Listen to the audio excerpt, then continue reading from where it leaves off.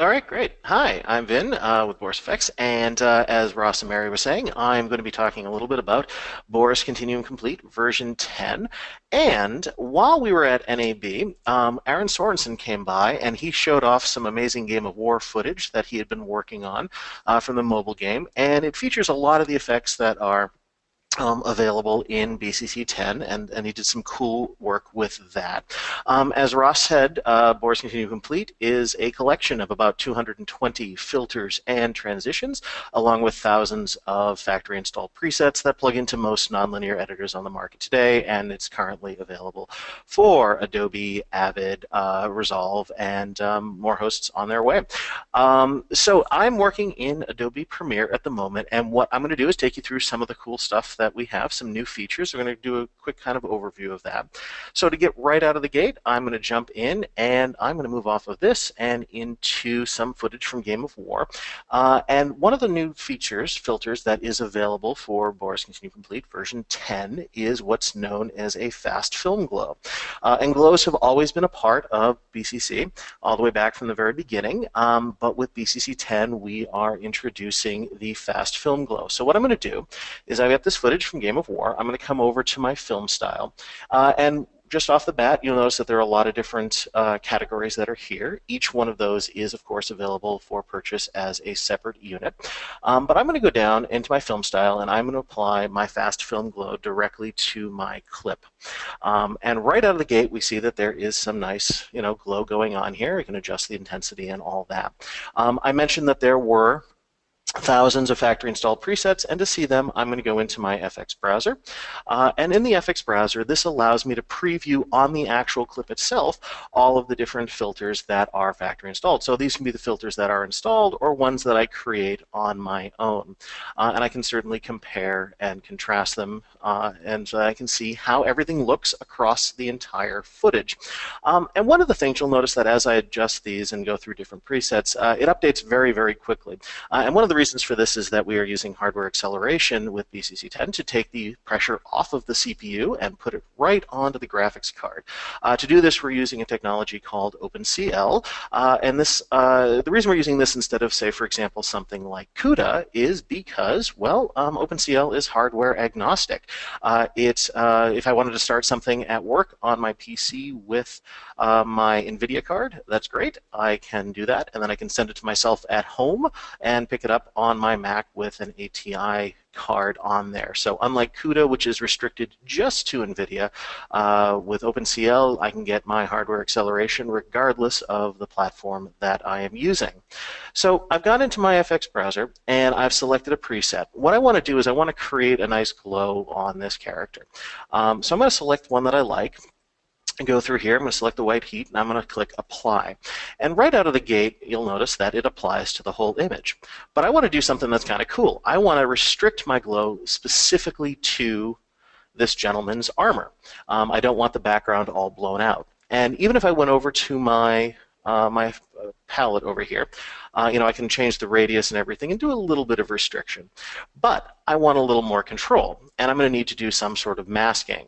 And new to BCC 10, or incorporated into BCC 10, we've incorporated Mocha, which is planar tracking. And Mary's going to go over that in a lot more detail, but what I can do with Mocha is I can go right on in, I can launch Mocha directly from my pixel chooser, and I can create a mask, which is cool. And then with that mask, with Mocha, I can make adjustments to it, and then I can track the movement of all the pixels within that mask, everything that happens within that plane. And I can pause it at any time, make quick adjustments, and you'll notice that it creates these nice little green little pinpoints. Those are keyframes, and then I can pick up and continue tracking. Now, because we want to get to Mary, and we have a lot to cover today, I'm going to just pause this and not make you sit through all of the tracking. So I'm just going to close that out. And I'm going to go right up here where I have already done all the work for me. So I'm going to turn that on. And here's my original effect. I've got my glow on there, and just to bring everyone up to speed, I'm going to go to my pixel chooser, and I'm going to select Mocha right in here. And as you can see, here is my mask that I have already tracked, and it has all of my tracking points, all of my keyframe, all of my data, and it tracks the motion of this guy. So I'm going to close that out. And immediately, I'm just going to turn on the mask so you can see. I've restricted my glow to this gentleman. So the great thing about Mocha when it's incorporated into Pixel Chooser is it's really giving me that the ability to control where I want that effect, restrict that effect to specific areas. Now, I want my glow on this guy, but I don't want this glow on his face. Now, I could go back into Mocha and really adjust all of my splines here so that I can kind of come around here and really kind of put in about a dozen different splines and retract that so it's not affecting his face. But that's going to take some time, and I want to show you an easier way. So I'm going to come in here. I'm just going to close that. I'm going to keep the mask that I have because that mask is really working for me. And I'm going to come down here. And inside Pixel Chooser, I have the ability to control the matte as well.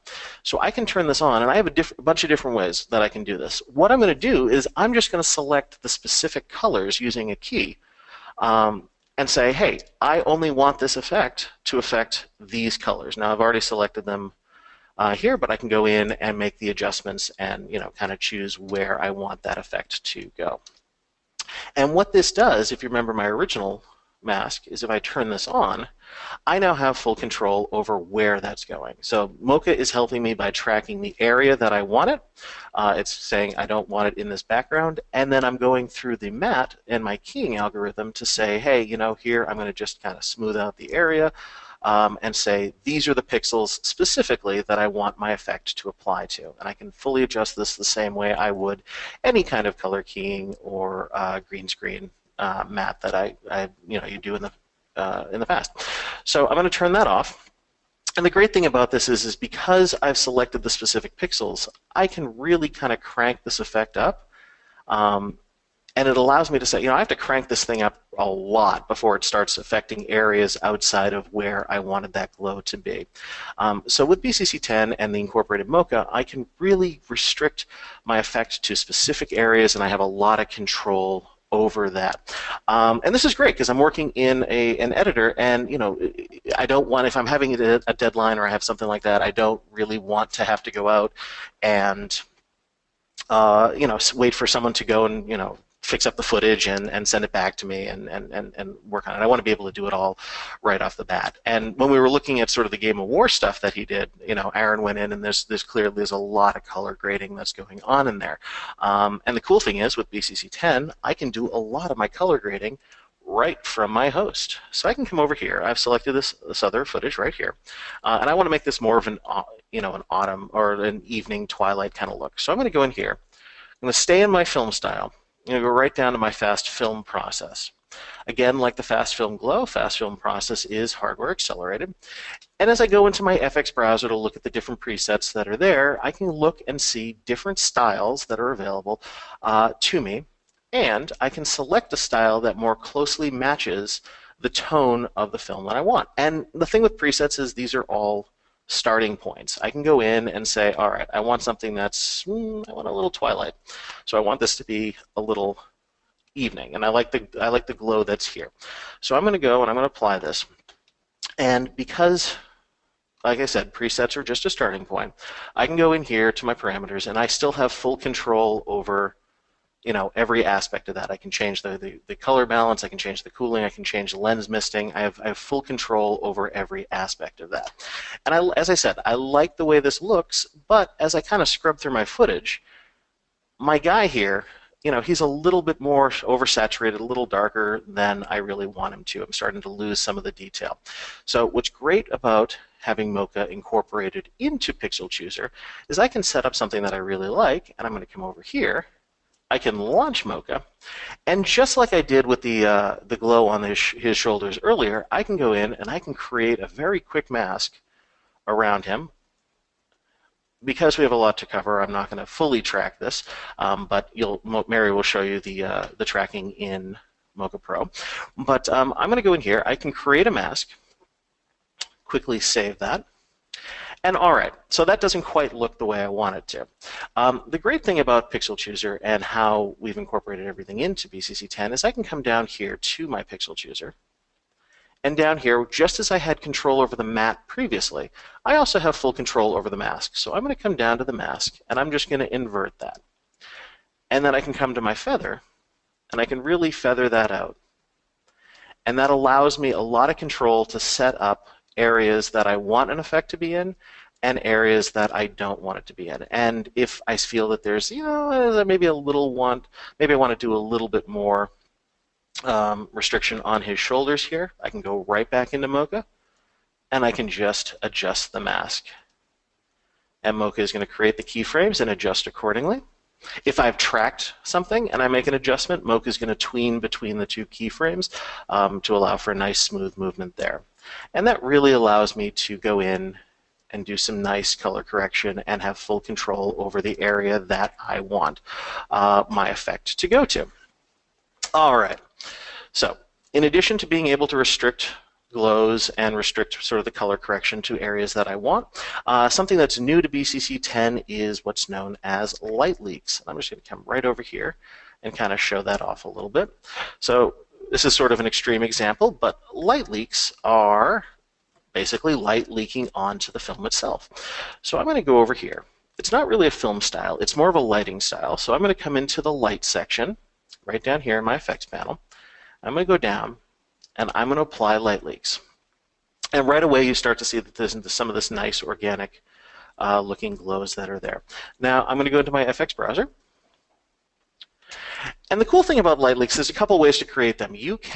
I can certainly go and do it in camera itself. I can take the lens off the camera, rock it around, let some light leak in there. That's kind of cool. That's kind of permanent. So unless I know what I'm doing, that's going to cause a bit of a problem. I could also go and get some rasterized footage and comp that right on top of my effect. That's really good, but I don't have a lot of control over it. And the great thing is, the thing that I want is I want full control over the look. The other problem with rasterized video is if it's rasterized in HD, it's rendered out in HD. So if I wanted to expand that and increase that to 4K, I'm going to get some artifacting. With light leaks in BCC 10, these light leaks are resolution dependent. So I can scale it up as much as I want, and I have full control over it. So I could, again, go to my FX browser, like you see here, and select something that's really dramatic. But I'm going to go and I'm going to select something subtle. We have a little bit of a light leak in this area. So I'm going to go over here. I'm going to click Apply. And like I said, I want some control over that. I want to be able to make adjustments. So with light leaks, I can come in here and I can create up to 4 separate generators and create 4 different light leaks. Change their position, move them around, change the shape and the width. I can increase the size and everything. I can change the color of them. I have full control over each and every light leak that occurs there. That didn't show up as well as I wanted to. Let's close that one out.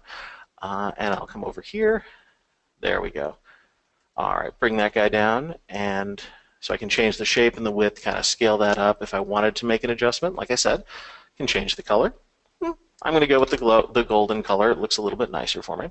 But I have full control over each light leak, and I can create up to 4 different ones, set them up anywhere I want them, create any kind of shape that I want, really kind of scale that up and get them exactly where I want. But the cool thing is once I've set up each individual light leak, so again, I'm not stuck with something that's rasterized or something that's already on the footage. I can set up 4 separate ones and customize them the way I want. I can then go into my stylized section here, and now I can change them globally. I can affect things, cool things like opacity, exposure, and hue. But I also can come down here, and I have the ability to change the texture mutation, how fast it evolves over the course of the clip. So I can really crank that up, and what that does is that creates something that's really dramatic and flashing around a lot. So maybe it's more of a nightclub kind of light leak there. But for my scene here, I can really kind of tone that down, bring it just down to about maybe about 18. And then what it does is it creates this very nice slow evolution of the effect. And allows me to create something that's very natural for the environment. So, I can create individual light leaks. I can cover I can globally affect how I adjust them, and that's really cool. That gives me a lot of stylizing, control over how my effect is stylized. Speaking of stylized, so I'm going to come over here. One of the other really cool And this is actually one of my favorite effects that's new to BCC 10. Here's some footage that we have from an Australian series called Wizard of Oz. It's about a wizard that has decided that the wizarding world is a little too intense for him, so he's decided to move to Australia and settle down and have a nice normal life. And then, of course, shenanigans ensue. So what I'm going to do is I want to stylize this a bit more. And I'm going to come down here. And this is, like I said, this is one of my favorite effects that is new to BCC 10. I'm going to come down here to my Stylize folder. And just a reminder that each of these little perspective, stylized textures, all that, are available as individual units. But I'm going to come down here, and I'm going to drop right on my clip this brand new effect called Video Glitch. So I drop Video Glitch on, and right out of the gate, you can see that it's creating this really cool artifacting and digital damage, digital distortion that's in there. And let me show you some of what's available. So I'm going to go into the FX browser. And with Video Glitch, I can create chaos, essentially. I can create these really cool video distortions. So I can create like desaturated blocks. I can create sort of a shift and a shake that creates this chromatic aberration. I have a lot of interesting and cool damage effects that are available here. So I'm going to just select one. I like this one where it just kind of shifts and shows a really nice sort of poor signal quality effect. So I'm going to go and I'm going to apply that. And so right out of the gate, let me just move to a frame where we can see this. It's right there. And I can come in here and I have full control over the intensity of that glitch. I can really kind of ramp that up. And just as with the light leaks, I can control the individual aspects of it. So if I've decided, I'd like some block damage in there, I can enable block damage. I can come in here, change the intensity of that, and really kind of ramp things up. Very cool. But here's the thing. No matter how much control I have over the look of the specific damage that's there, by its very nature, a video glitch is random. So it's random chaos that appears on the screen. And if I'm doing something, for example, a music video, or I'm doing a horror film, I'm going to need to have some much more control over that. And one of the things that we can do, by default, when I apply Video Glitch, it's applied in automatic mode, so it'll randomly generate this effect. I can actually go in and set an intensity threshold. And what this allows me to do is to have an intensity trigger threshold. So if I set this to, for example, 20, I can go in here. I can create a keyframe and say, right here at this point, my glitch intensity is at about 10. And if I did that, my glitch no longer exists. I can't see it because it hasn't reached that intensity. So I can create a keyframe at exactly this point here, and I'm going to put this up to 95.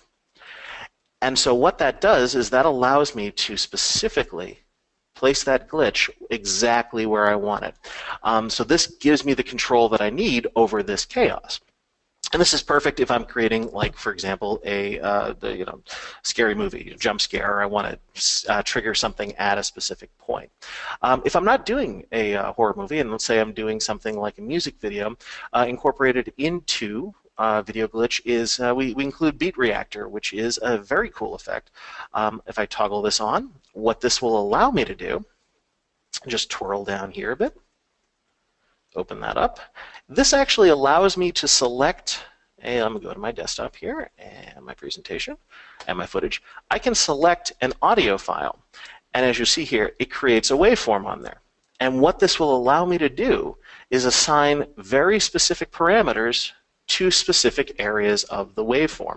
And of course, you can toggle off the on-screen display of that, but I can come in here, let me select this, and I can move this around and say, hey, I don't want this effect to occur until my music or my audio file reaches this specific point.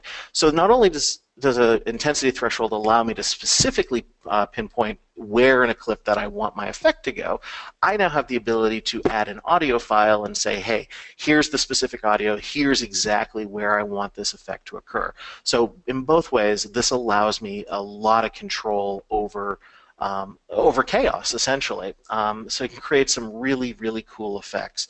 And what I did here is if I turn all of this off, I've combined it with scan lines and let's see, we'll turn that off.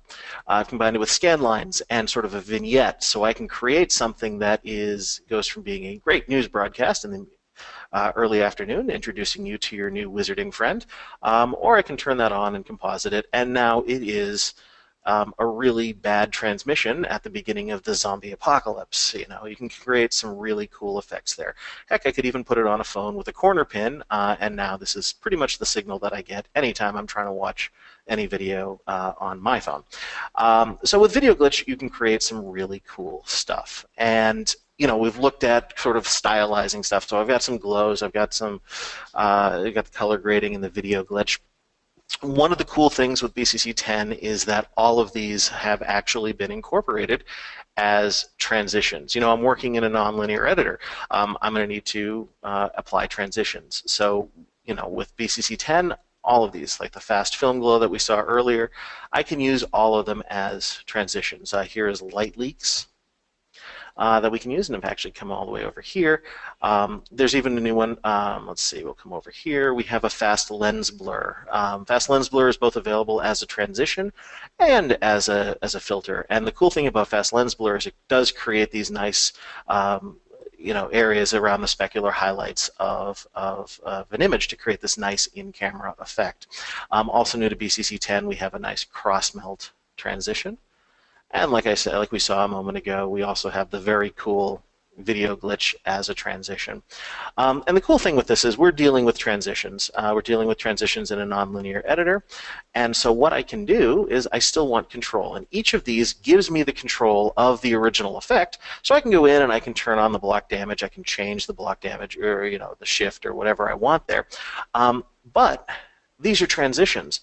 So by simply selecting the effect, I still have my on-screen display, and I can adjust the curves and the ease in so that I can say, all right, I want this effect to occur at a very specific moment. I can adjust that, and then I can adjust where the intensity occurs. I can adjust if I can, let me move this out of my way. Come on, Premiere. We're waiting for Premiere to catch up with me this morning. And I can go in there and I can make the adjustments to where it dissolves, when the effect occurs throughout the transition, and I have full control over every aspect of that, which is very handy. So with transitions and glows and stylizing, I can do an awful lot of my color correction, a lot of my effects work without having to send it off to anybody to do that effect work for me. And this is all some of the cool stuff that's available, but it's always fun to do the stylizing and the transitions, but the thing is, when I'm dealing with footage, sometimes I'm going to get footage that needs to be cleaned up. And this is a really, very lovely actress. But as we start to deal with high-definition cameras and 4K, 8K, all those fun things, we're getting cameras that are picking up details in a person's face that perhaps we don't want. Here is actually the original footage. So I'm going to go in. I'm just going to zoom in so you can kind of see here. So again, still a very lovely actress, but the camera has started to pick up fine lines and pores and flaws within the skin. And sometimes that's not stuff that we want to see. The camera is giving us too much information, too much resolution there. So I want to go in and I want to be able to apply digital makeup. And new to BCC 10 is I can come down here and I can come into, let's see, we'll close this out. And I'm going to go into image restoration. And right in image restoration, I have what's known as Beauty Studio. And Beauty Studio allows me to apply digital makeup to an actor. So I can go in here and I can smooth out fine lines and pores. And the way this does this is very similar to the way we did when we were looking at the glow in the gentleman's armor. So I can come down here and I could use our keying algorithm to select the skin tones that I want Beauty Studio to focus on. So I can go in here and I can select the skin tones, and then I'll come up here and I'll look at my mask. And already, you can see from the mask right here that it's going to ignore her hair. It's going to start to ignore her eyes and lips, because these are areas that we want to maintain. We want to keep the sharpness in here.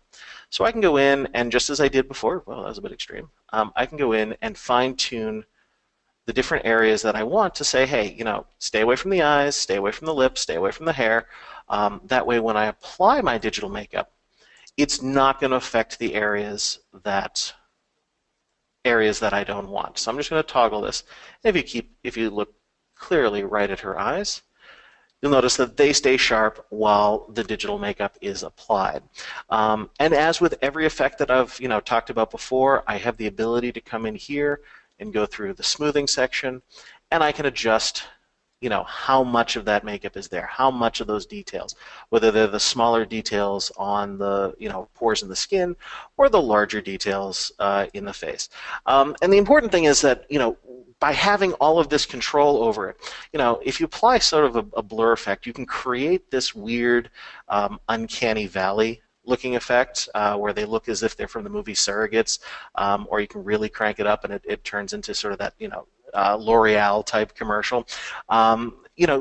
That's fine and everything, but the ability to go in and really kind of adjust how much texture is in the skin, because no matter how much makeup you put on, you still want to look human. You still want to be able to have that texture in your skin, and with Beauty Studio, I have full control over that. But the thing is, if we're looking at this actress right here, I sent this footage off and I've restored it and I've applied some makeup and it looks good and I'm very happy with it. But my producer has called me and said, Vin, at this studio, for some reason, we don't ever show beauty marks. So I'm going to need you to remove that beauty mark. If I were working in Photoshop and this were a still image, that wouldn't be a problem whatsoever, because I could just go in there with a Photoshop tool and kind of do a clone stamp and really kind of get rid of that beauty mark. Well, the problem is, no matter how wooden an actor's performance is, there is still going to be some sort of movement in their face, whether the camera's moving or they're physically moving. So that's going to be a little bit hard to use just a regular clone stamp. So I'm going to show you a really cool trick. We have here in our image restoration, new to BCC 10, come right down here, and we have a filter called Remover. And I'm going to actually, basically, what I'll do is I'll just jump to one that I've already completed so that we don't run out of time here. But I'm going to come up here, and I've already applied BCC Remover. And keep an eye right here on her beauty mark. I'm going to go turn this effect on, and you can see right away that that beauty mark has been removed. And if I track with it, that effect tracks with it. So let me show you exactly what's going on.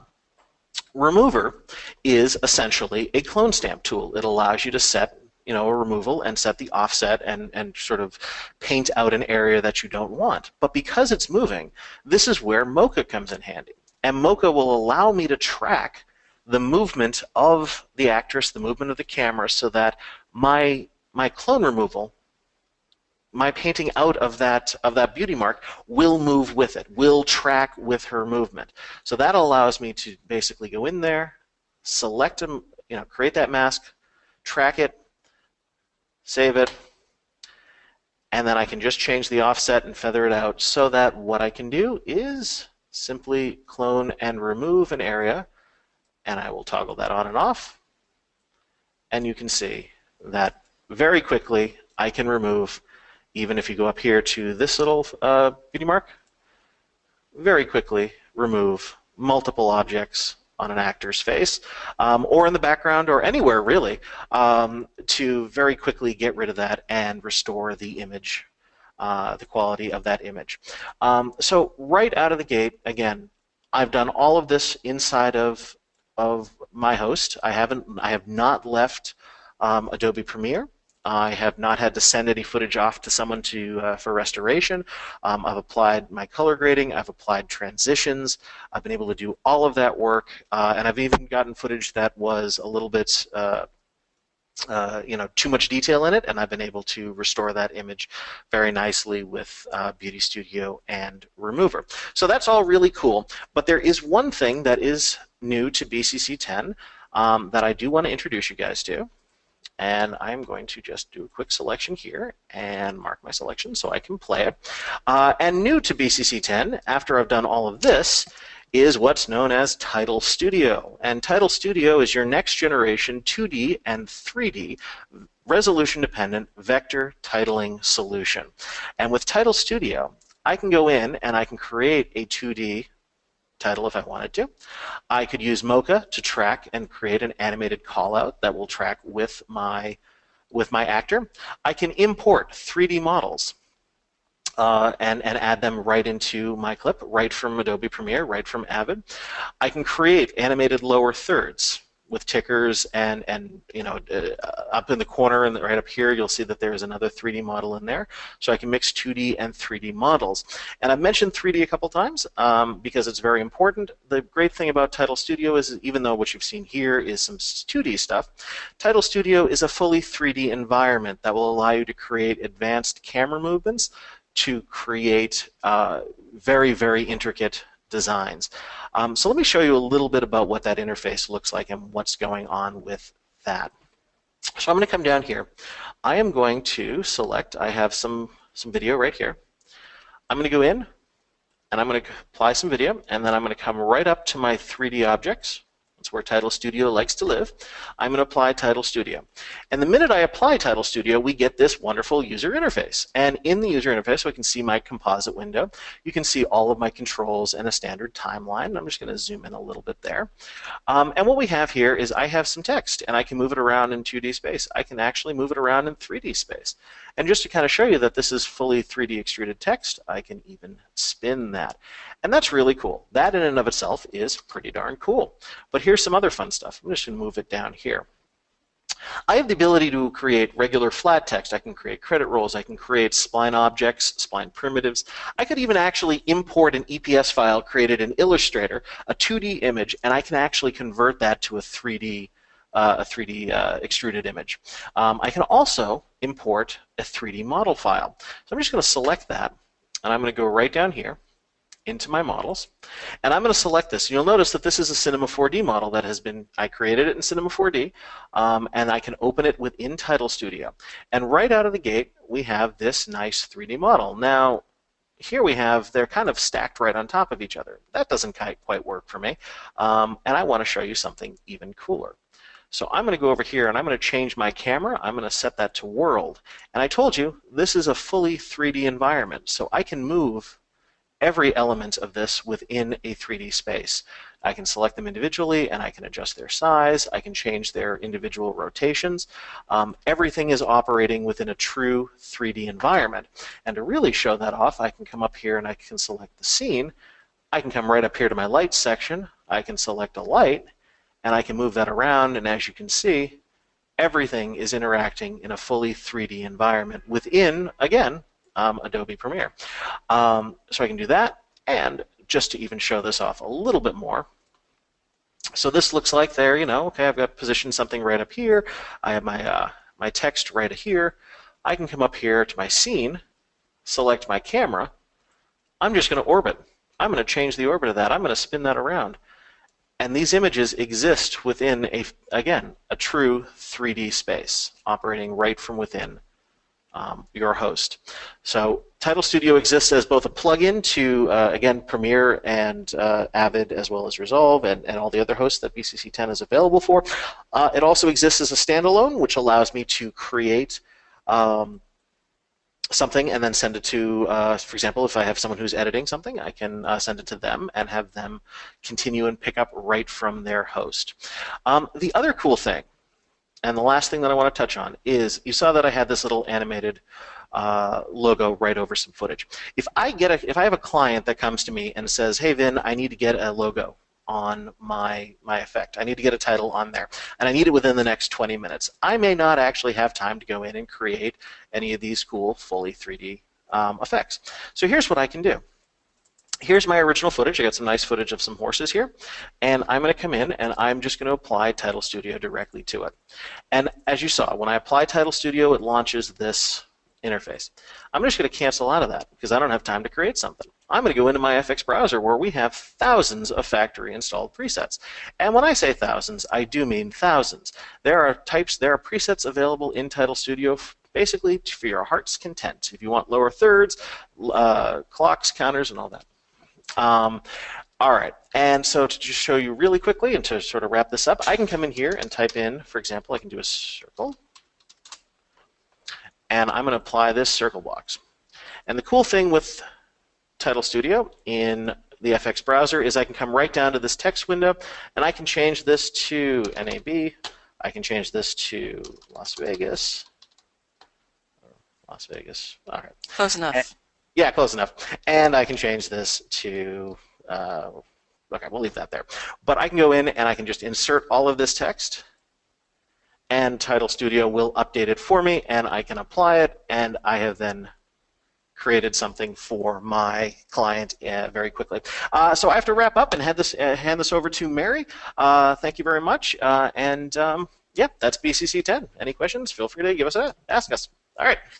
Thanks so much, Vin. That was a excellent breakdown of what's coming in the BCC 10 tools, and I'm going to actually be showing my tools, well, not my tools, our tools with the Mocha Pro right now. Let me just go ahead and switch myself over as the presenter. And I just want to confirm something. Were you saying that Title Studio was resolution dependent or resolution independent? It's resolution dependent, so you can scale it up to 4K if you want, and you can make it for HD. Right, so independent. Thank you. Yep. Perfect. All right, so we're moving on to the Mocha Pro plugin. So one of the things I want to point out to you guys, and you're going to be really excited about this, is that not only is Mocha shapes and tracking part of the BCC 10 tools, but coming new is this Mocha Pro plugin. And the cool thing about this is it's right here in my effects and presets. Now, we have animation, like we can go select our footage, animation, track in Mocha AE. And what that will do is that will not change. That's going to stay inside of After Effects. But we have a plugin that we have made for Mocha Pro that is now just a drag and drop effect on your timeline as opposed to something standalone. Well, what does that mean for you? What that means for you is that we can just launch Mocha Pro and it reads the interface from After Effects or Premiere or Avid or whatever package you were launching the Mocha Pro plugin from, including OFX tools like Nuke. All right. And because it's reading whatever the program, the host program is reading, it's actually just reading the viewport. You don't have to worry about, well, does this file work? Does Mocha work with MXF files? Does Mocha work with my super custom MP4 format? Well, yes, it does now, because anything your host application can read, Mocha Pro, the plugin, can read. Now, if I want to track this screen, we're going to show why you care about this being a plugin. Normally, in order to do a replacement on this sort of object, what I would have to do is I would have to track this. We're going to track translation, scale, rotation, and shear. What I would have to do is I would have to track this. I would have to take my corner pin. I'd align my corner pin. I'd make sure my resolution's matched. And I'd have to take this, make sure I was on the first frame, paste in my data, and do any roto inside of After Effects. Well, that's not how the Mocha Pro plugin works. The way it works is actually really handy. What we can do is we can go ahead and let's turn our surface tool on. Let's make sure our surface tool is aligned to our green screen area. And we're going to adjust this just like that. Perfect. So we've got our lovely track going off screen. If we want to delete that keyframe, we can go ahead and go into manual track and delete that keyframe. And so now we can actually just go ahead and trim our layer here. So now we've got our lovely track on our screen. What we can do is we can save this now, and I want to make sure in my insert clip I select insert layer, okay? You know, we always have our logo and grid and stuff that you can put on the image, but that's just for checking your track. We can actually go to insert layer, and I can insert a layer from my After Effects comp. Now, the next thing I want to do is I want to go to insert, and I'm just going to go check render motion blur.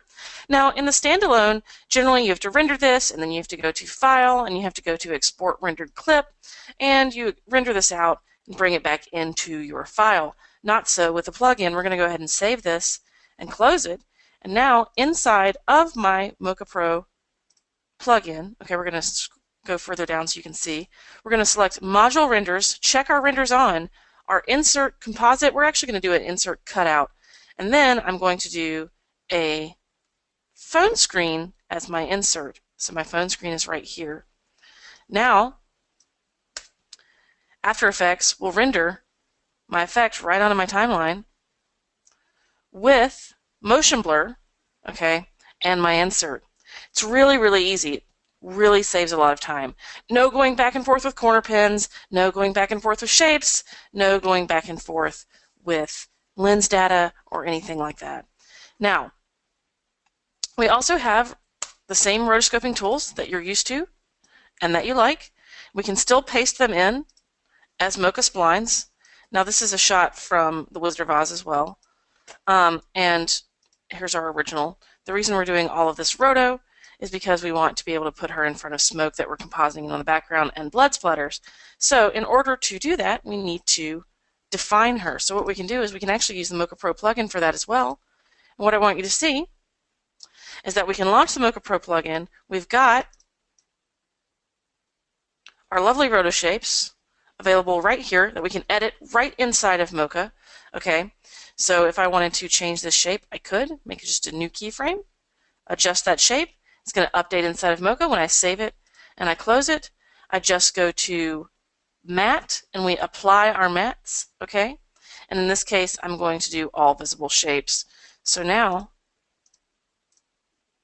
she's still cut out over her background by using the plugin. So same exact tools that you're used to, just an easier interface. Okay, we haven't changed really any of the nuts and bolts, except we have GPU tracking available. I don't know if you noticed, but when I was tracking this phone, it was extremely fast. It's about 3 times faster than it used to be because we're using GPU tracking. Now, let's move on to something a little more complicated. So we have this shot. Now, this shot is actually kind of, let me just turn that volume off, thank you.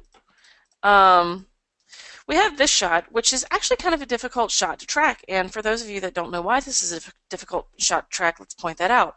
So we have here this curved lens distortion on our shot, and for those of you that don't know, a lot of times when you try to track a curved distortion, the closer you get towards the edges, the more warped your object is going to get. Now we need to account for that. So what we're going to do is we're actually going to do all of our tracking and all of our roto for this inside of the Mocha Pro plugin. All right, so let's get started on that. We're going to go to our Mocha Pro insert here that we've made, and I'm going to show you what we've done here. Now, this actually took a little bit longer to track than a 5-minute track, so I just want to show you the technique. So we're going to come in here and we're going to actually do an insert. We're going to turn our render off, and we're going to launch Mocha Pro for a second. Now, it says this host is not set to full resolution. So what does that mean? Well, that's just a warning, okay? And the warning is there for a reason.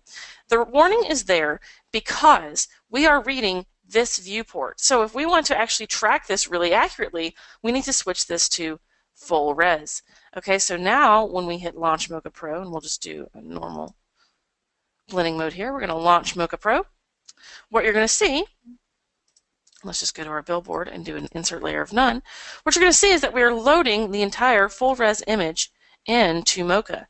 Now, when I track inside of Mocha Pro and I'm using the lens module, for those of you that have not used the lens module before, let's talk about what it does.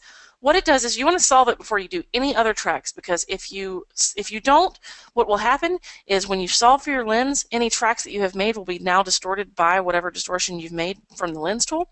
That means it will be offset by whatever your lens distortion is, so you don't want to do that. In this case, I've already tracked this and roted it, but because we're going to solve in the same frame, we're going to get the same results.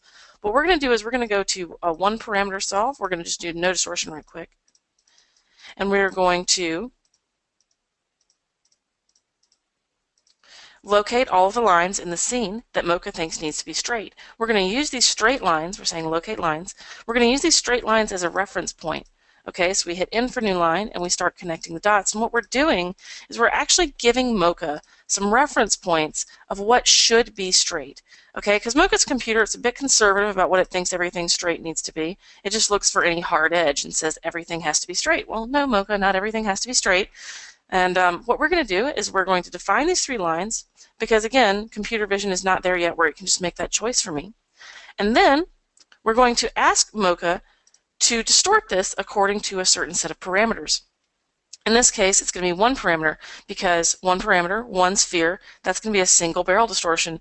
2 parameters is 2 spheres, it's going to be a fisheye distortion. Anamorphic is its own weird thing that you will recognize because the image will look like it's sliding across the top a little bit. And then we have the ability to bring in ST maps, okay, from other programs that can read distortion maps like Cinema 4D and Nuke. And then the other cool thing is coming soon, we have Echo Rectangular, but we'll talk about that on another webinar. Now, we're going to go ahead and hit 1 parameter, and we're going to hit calibrate. Now, when I turn my grid on, you can see that it accounts for the distortion of my lens. If I'm not selected on any layers, this is the distortion of my lens. Now when I go to track, we're going to track this sign. I'm sorry, we're going to track this billboard. Now, when we track this billboard, what are we tracking here? I want you to notice this because this is actually a really important concept inside of Mocha. So this is a really, really reflective surface. And you can see that there are all sorts of lights happening across this surface. Because Mocha is a planar tracker, that means it tracks a pattern of pixels as they move relative to each other through the scene.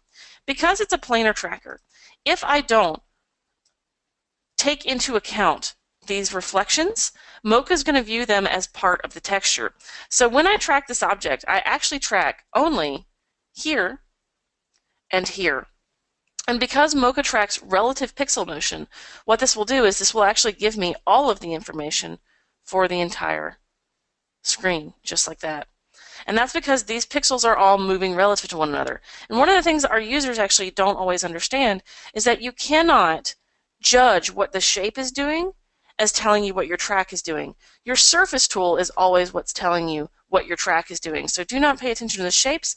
They lie to you. Pay attention to the surface. And as long as your surface is sticking on, that is what the track is doing. So from here, what we can do is we can actually go into our insert clip and we can do an insert layer. In this case, we're just selecting an insert layer the same way we did for our phone. Okay, and again, we're doing motion blur on. All right, we just save this and we close it. And then inside of our effect, we can actually go ahead and turn our renders on. Okay, and we can use our insert layer right here as our insert layer. From here, what I actually do is I'm going to change our blending mode here. I want this to be a nice soft light over the top because that gives me a better look. Now the other thing I want to do is I want to actually take our guy here and I want to composite him over the top.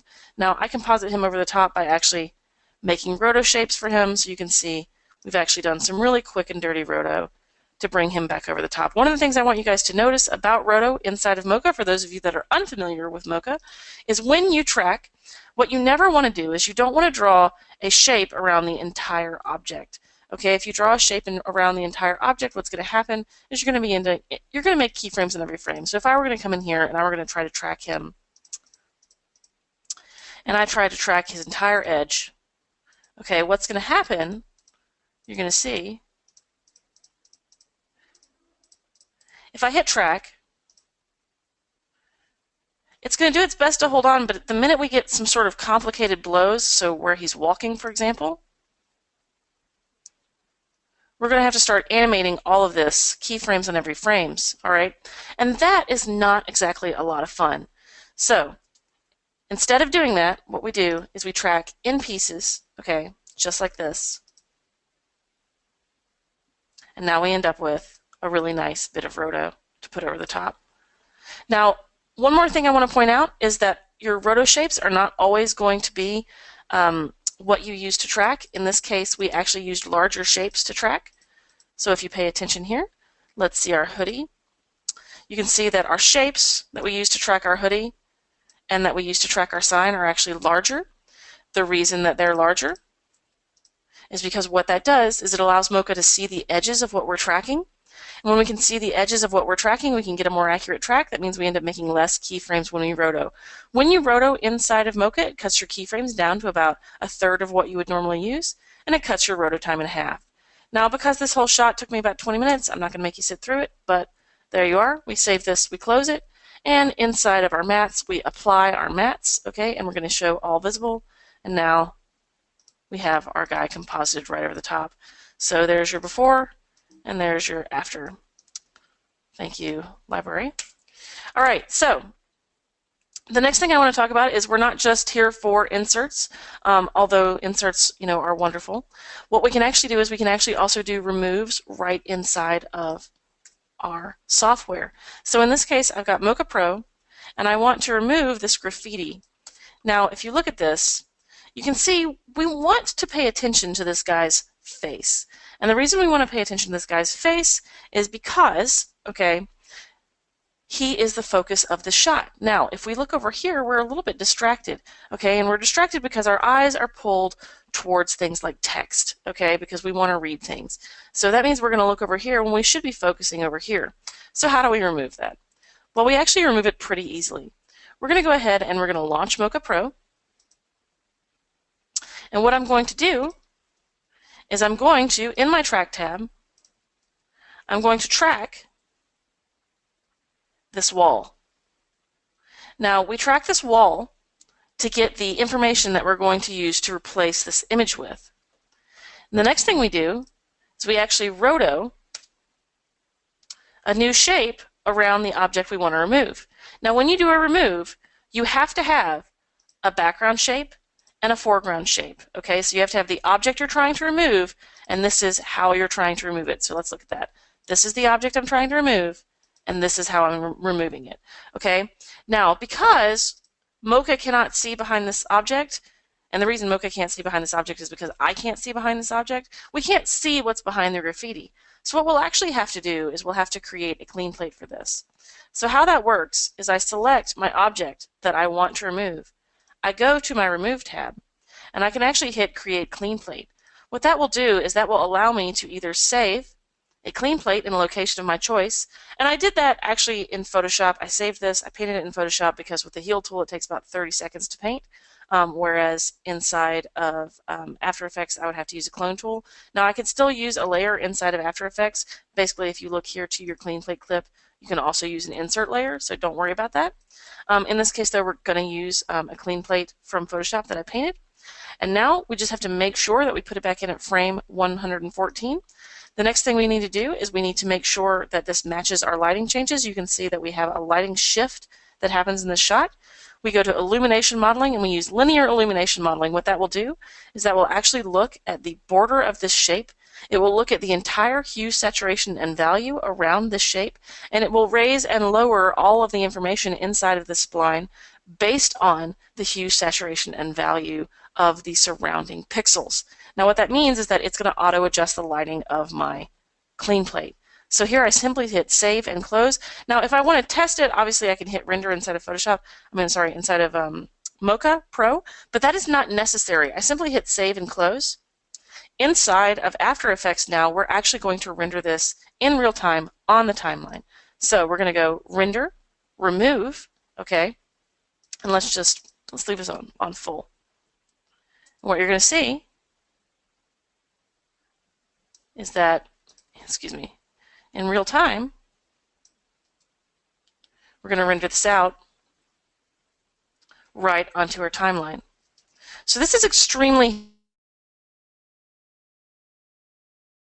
handy because what this does is this allows you to not have to go back and forth with renders. It allows you to not have to worry about lighting corrections. It makes you not have to worry about LUT corrections, okay?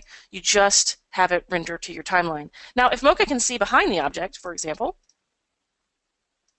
excuse me, for some reason that's just missing. We'll figure out why that is. Let me just open this right quick. We're going to go to our Lumen Remove here. Well, it looks like we're missing that for some reason. I don't know what happened there. We're not going to worry about it. If Mocha can see behind the object, it can actually remove it automatically. We're going to actually move on, though, to a slightly more complicated shot because we're running out of time anyway. I'm going to show you this last. The next thing I want to show you right quick is how to do a stabilize inside of the Mocha Pro plugin. It's actually very easy. We're going to jump over here to our Mocha Pro plugin. I'm going to actually turn it off and you can see this original shot. In this shot, we have this guy, and he's clearly gotten out of a car wreck. And what's happening with him is they shook the camera to try to give a more shaky sort of vibe to this shot. Well, that's all well and good, except for, you know, it looks a little bit like a Star Trek scenario. Like it looks like the bridge of the Enterprise when Romulans attack. And that's just not quite the look we're going for. So what we're going to do instead is we're going to launch Mocha Pro. Okay, and inside of Mocha Pro, we're actually going to track this ground. So we track the ground, and we track the ground the same way we track anything else, but I want you to notice here, what we're actually tracking is this edge here and this edge here, okay? Now, when we track the ground, what we can do is we can turn our grid on to make sure that this is rock solid, okay? And if this track is rock solid, all we have to simply do is go over to stabilize. inside of stabilize, we can stabilize all motion, okay? And you can see that this is not maximally smooth. So what we're going to do is we're going to turn our overlays off. We're going to hit maximum smoothing. And what that's going to do is that's going to lock down our ground according to that track. All we simply have to do here is save and close. And now, when we apply this to our footage, just like this, what we're going to get is a lockdown shot right inside of After Effects. So the last thing I want to show you guys is how to combine all of these tools, including the BCC 10 tools and the Mocha Pro tools, to do some really awesome effects. So in this case, we're going to show a beauty shot. Now, I have here this woman. She's a very lovely woman. She's a little older, okay, and that's no big deal. But what we're going to do is we're going to move her in time. So let's just go ahead and scroll out this whole shot. What I want you to see is that we're going to de-age her about 40 years, okay? And like, why are we doing that? Well, the reason we're doing that is we are making a judgment call based on a narrative choice, because this is not the kind of shot that you want to do beauty work on just to do beauty work. If I wanted to just do beauty work on her, I would actually just knock down wrinkles. We wouldn't do something this severe. But this is the kind of thing that you make a narrative choice on. Let's say you're doing a movie like X-Men First Class, and you have a Professor X, and Professor X needs to go back 40 years, and you don't want to hire a different actor. You want to have the same guy. Obviously, we're going to need to do techniques like this in order to solve these problems. Now, there's also a school of thought that rebuilds this completely in 3D, but in some ways that can look very uncanny valley. So we want to avoid the uncanny valley by actually using parts of her own skin to get this look. Now, let's talk about doing this from scratch. So what we do is we start with our original shot, and then we're going to fix her under eye. Now, I'm going to actually show you how to do this right from scratch. We're going to go to the remover, and Vin had showed you the remover, so we're just going to grab our BCC remover, and we're going to drop it onto this under eye. We're going to launch Mocha just like this. Let's go ahead and launch Mocha. Thank you. Let's view our layer. Let's grab this one more time. BCC remover, drag and drop. Here we go. We're going to launch Mocha. There we are. Okay, now once launching Mocha, I can actually track both of her under eyes. So let's just go ahead and show you how we do that. We're just going to draw a shape right around the object that we want to track. And we can either add to the X-spline if we want, or we can make a new layer. It doesn't matter. In this case, I'm going to add to the X-spline. I'm using X-splines so I can relax for a curve or pull tight for corners. We're going to simply track this forward. And again, what I want you to notice is how fast this is, okay? This is super fast. And the reason it's really fast is because, again, we've worked on GPU acceleration. So we're going to go ahead and we're going to stop this. I'm going to actually pick my previous shapes because I'm not going to make you sit through the entire track of that. All right, we're going to save it and we're going to close it. Now, the cool thing about this, let's just go ahead and delete that, is inside of our remover tool, we actually have this offset right on screen. So we're going to take our offset and we're going to just bend our offset down. Okay, the reason we're doing that is we actually want to pull from her same skin. If we just try to clone this from another area, or if we try to blur it out, it's not going to look as good. So we're going to save this from her own skin. Now, the next thing we're going to do is we're going to actually use this thing called the BCC Warper tool, because one of the things that happens to you the older you get is that your cartilage keeps growing, okay, but your bones don't. In fact, if you're a woman, a lot of times your bones shrink because you lose calcium, you get osteoporosis. But in this case, we want to make her nose just a little bit smaller. The reason we want to do that is because, again, her cartilage keeps growing the older she gets. So to make her appear younger, we need to shrink her cartilage. So in this case, we're going to use our BCC Warper tool, and we're using a from shape and a to shape. And so now we can shrink her nose. We can also grow her nose if you're looking for something kind of fun. But in this case, we want to shrink her nose. Okay, we don't want to go too crazy because obviously that's going to look ridiculous. But what we want is we want -36, and that's going to shrink her nose just a little bit. Okay, just not a huge amount, just enough. Now, the next thing we're going to do is we're going to do that same technique with the BCC warp on her mouth. I want you to notice these shapes. I'm actually trying to take this shape and pull it up into this shape. So what we do is we make her mouth just a little bit fuller. Okay, and we make her smile just a little less crooked. One of the things that happens to you again, the older you get, is you start to lose cartilage from your skin. It makes everything sag a little bit. We want to fix that.